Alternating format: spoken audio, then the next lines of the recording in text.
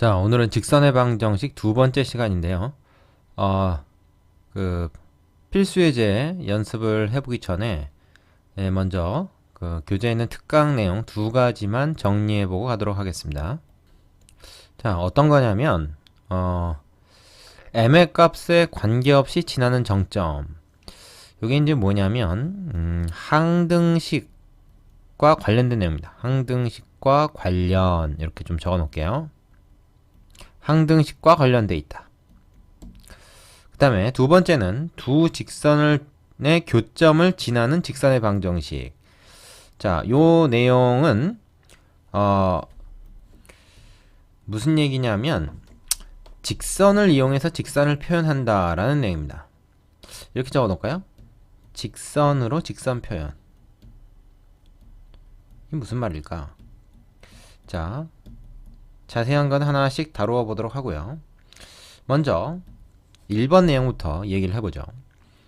m의 값에 관계없이 항상 지나는 정점이라는 것은 뭐냐? 예를 들어서 이런 직선이 있다고 합시다. 이거는 xy에 관한 1차식이죠. 따라서 직선입니다. 그죠? 직선의 방정식이에요. 근데 여기 m이라는 문자가 들어가 있어요. 자, 이 m은 x의 계수이기도 하면서 상수항의 일부를 차지하기도 합니다. 상수예요. xy가 변수고. 자, 그럼 이제 이 직선이라고 하는 거는 상수 m 값에 따라서 다양한 직선의 방정식이 나옵니다. 기울기도 얘가 변화시키고요. 또 그 상수항도 얘가 변화시키기 때문에 위치와 모양을 다 바꾸게 되는 거죠. 그래서 예를 들면 이제 m이 1, 2, 3일 때 이렇게 다양한 직선들이 나오게 된다 하는 건데, 이 세 개의 직선 모두 다 공통적으로 2,3을 지난다는 거예요. 사실 세 개가 아니라 뭐 m 대신에 다른 값들을 뭐 마이너스 5, 뭐 100, 뭐 이런 거 다 넣어봐도 이 점은 항상 지난다는 겁니다. 근데 그걸 어떻게 아느냐? 요 식을 m에 대해서 한번 정리해 보는 거죠. 요렇게. 요게 지금 m에 대해서 정리된 거죠. 보통 보면 이제 우리가 1차 식은 1차 함수, 그러니까 직선의 방정식은 그 뭐 y 콜 fx 형태랄지 아니면 뭐 이제 뭐 xy에 관한 1차 방정식 형태랄지 뭐 그렇게 보통 정리하는데, 여기서는 m에 대해서 정리를 하자는 겁니다. 그러면은 이게 뭐냐면 바로 항등식이 돼버려요. m 값에 관계없이 항상 성립하는 항등식. 따라서 그게 성립하려면 어떻게 해야 됩니까? m 앞에 계수가 0이 돼야 되고요. 그 다음에 상수항이 0이 되면 됩니다. 얘랑 얘가 0이 되면, 즉 x가 2고 y가 3이면 m 값에 관계없이 항상 성립하게 되죠.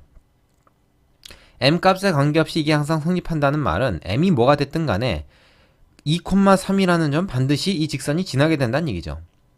m이 변함에 따라서 이 직선의 모양과 위치가 달라질지언정 2,3을 2하고 3을 xy에다 집어넣어서 어쨌든 성립한다는 거니까 m과 관계없이 m이 어떻게 변해도 어쨌든 2,3은 지난다. 그러니까 우리가 이제 이렇게 생각할 수 있는 거예요. 2,3이라는 점을 중심으로 해서 막 이게 이제 회전을 하는 그런 모양을 생각을 해보시면 됩니다. 그죠? 자, 그래서 m 값에 관계없이 성립한다는 것은 결국 항등식의 형태로 생각하면 된다. 이렇게 정리할 수가 있겠습니다. 자, 그래서 이걸 갖다 이제 일반화 시켜 놓은 게 바로 이것이죠. 이거 이제 일반화 시켜 놓은 겁니다. 어떻게? x-x1 m, y-y1 이퀄, 그러니까 두 개 더해가지고 이퀄 0은 m 값에 관계없이 점 x1, y1을 항상 지난다. 그런데 말이죠. 이 내용이 사실 앞에 나온 내가 이제 표준형이라고 부르는 그 직선의 방정식 그 형태입니다. 어떻게 되는 거죠? 얘를 남기고 이쪽 덩어리 있죠? 이쪽 덩어리를 넘겨보세요. 그러면 y-y1은 마이너스 m의 x-x1이다. 이렇게 되죠? 이게 바로 앞에서 얘기했던 직선의 방정식의 표준형 아닙니까? 기울기가 마이너스 m이죠. 그죠? 기울기가 마이너스 m. 요 m이 기울기가 아닙니다. 마이너스 m이 기울기가 돼요. 자, 기울기가 마이너스 m이고 한 점 x1, y1을 지나는 직선의 방정식이 된다는 것을 우리가 확인할 수가 있습니다. 근데 이걸 한쪽으로 다 넘겨서 이렇게 만들어 보면 m에 관한 항등식이기 때문에 그럴 수밖에 없겠구나. m 앞에 계수가 0되고 그 다음에 상수항이 0이 되는 xy 값, 바로 x1, y1이죠. 그 점을 반드시 지나게 되는구나 하는 것을 알 수가 있습니다. 자, 여기 내가 그래서 처음에 항등식과 관련돼 있다라는 것의 의미가 어떤 건지 여러분이 알고 넘어가시기 바랍니다. 자, 그 다음에요. 좀 더 밑으로 내려가 볼게요. 자, 요 내용도 살짝 좀 학생들이 어려워하는데, 두 직선의 교점을 지나는 직선의 방정식이다. 이게 무슨 말이냐? 자, 연립방정식 얘와 얘가 있습니다. 두 개를 이제 연립해서 풀면 해가 나오겠죠.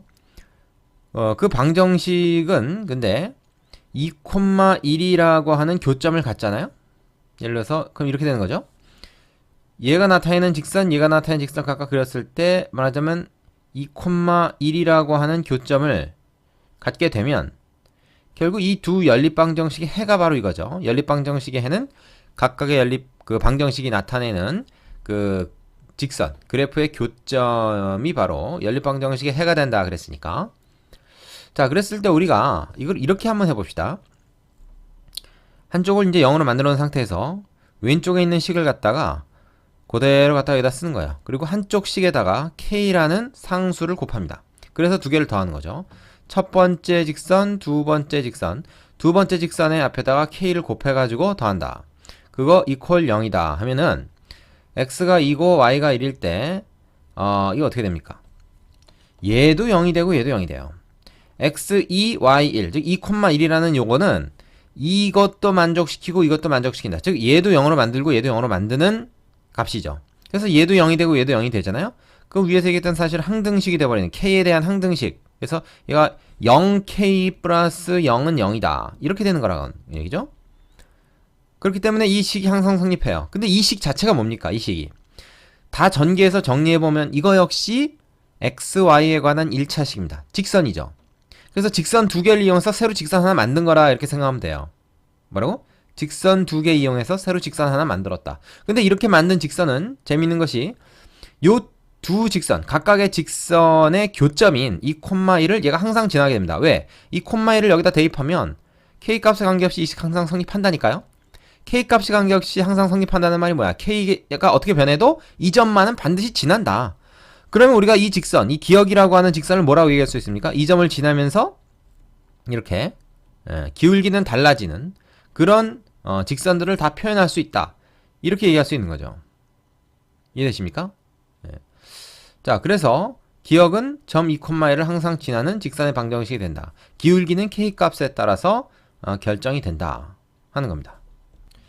자, 심지어 k가 만약에 0이 돼버리면 어떻게 됩니까? k가 0이면 k에다 뭘 넣느냐에 따라서 기울기가 결정된다 그랬잖아요. 근데 k에다 0 넣어버리면 이게 뒤에 싹 없어지면서 이 직선 자체를 의미합니다. 이 파란 직선, 원래 위에 있던 거 직선 하나 자체가 돼요. 근데 재밌는 건 또 k를 암만 변화시켜도요, 이 직선 자체를 또 표현하지는 못합니다. 왜냐면 옆에 얘가 있어서 얘를 0으로 만들어야 이 직선이 되는 거죠. 또 그거는 또 표현을 못해요. 자, 이게 무슨 말인지 이해 잘 못하는 학생들이 있는데 요 얘기는 뭐 못 알아들어도 좋습니다. 어쨌든 이 2,1이라는 점을 지나는 거의 모든 직선을 다 표현할 수 있다. 얘만 빼고 심지어 얘도 표현할 수 있다. 얘가 0이면 되니까. 근데 얘가 0 없어져야 되는데 없어지질 않으니까 표현을 못 한다는 얘기예요. 자, 이거 뭐 크게 중요한 얘기는 아니라서 그냥 그 얘기는 그냥 넘어가겠습니다. 어쨌든 이 2,1을 지나는 직선들을 표현할 수 있다. 이 k값을 변화시켜줌에 따라서 다 표현할 수 있다. 자, 그렇게 일단 알아둡시다. 자, 정리된 거 볼까요? 두 직선 이거의 교점을 지나는 직선의 방정식은 그래서 이렇게 만들 수 있다. 하나를 갖다 쓰고 다른 하나를 갖다 쓰되 k배에서 더한다. 이 k배를 뭐 여기다 하든 큰 차이는 없습니다. 예. 같은 개념이라고 생각하시면 돼요. 뭐 엄밀히 따지면 좀 고려해 볼 게 있지만, 자, 그래서 한쪽에만 이렇게 해줍니다. 원래는 사실은 여기도 k배하고 여기도 뭐 m배 해서 양쪽에다가 다 이제 실수배를 해가지고 더한다. 이퀄 0이다. 뭐 이렇게 이제 만든 게 원래 정석인데, 여기서는 그냥 그 한쪽은 고정시켜 놓고 한쪽에다만 이제 상수배를 해서 더하는 걸로 이렇게 만들어도 무방합니다.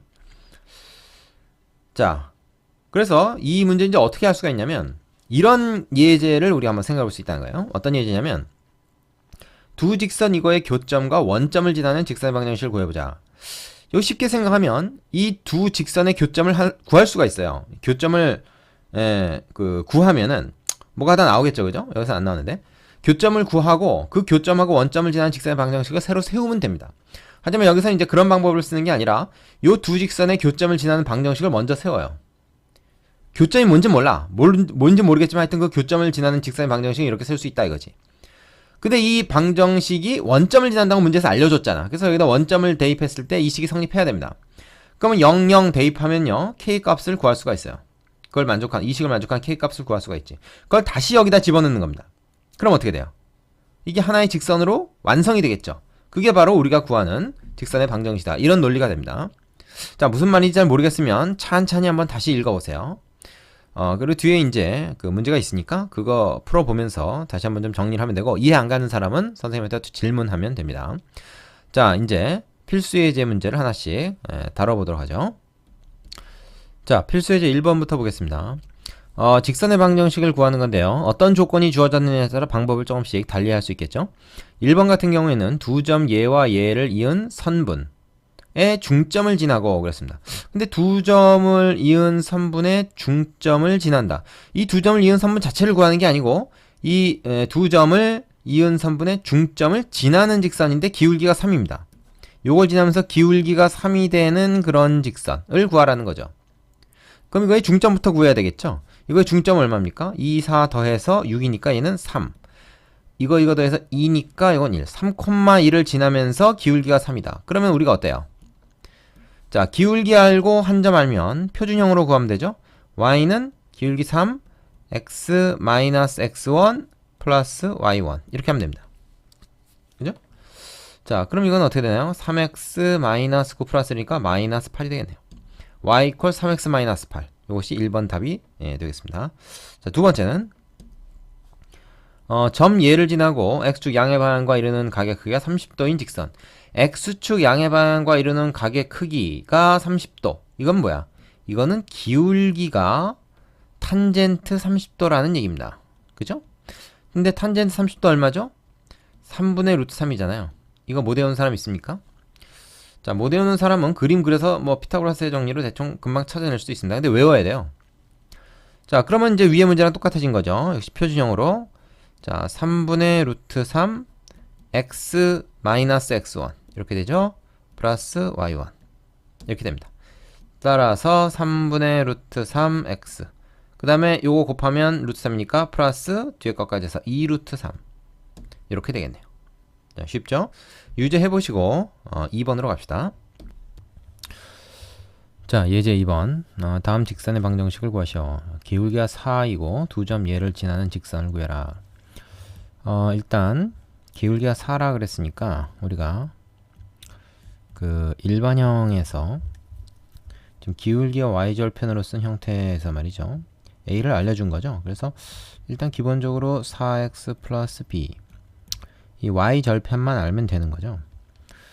자, 그런데 지금 보면은 y절편에 대한 정보가 직접적으로 주어져 있진 않지만 두 점 얘를 지난다 그랬어요. 근데 어느 점이든 한 점의 좌표를 정확하게 숫자로 알려줬으면 여기다 대입해서 b를 구할 수 있을 텐데 지금 둘 다 이제 좀 가려놨죠.